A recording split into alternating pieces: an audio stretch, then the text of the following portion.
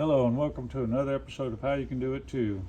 This video is going to be on replacing your batteries on a Honeywell ProSeries Thermostat. First thing you want to make sure you do is you have two AA batteries ready, because when you do this, if you do it within 2 minutes, you won't have to do any of your settings, so have those ready and available. Way to tell is if you're right up here, you'll see a battery little emblem, and you'll see where it's showing the bars, and I believe because of this explanation point.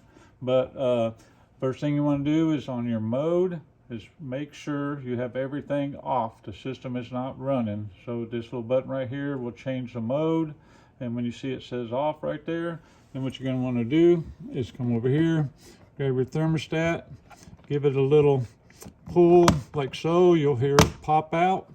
Flip it around, you'll see the AA batteries. Go ahead and take one out, take the other one out.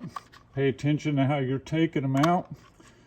See if I can do this. Grab the other batteries. You'll see it will show where they go in. Pop it in like that. Grab the other battery. Pop it in like that. Oh, wait a minute. Like so. Flip it around.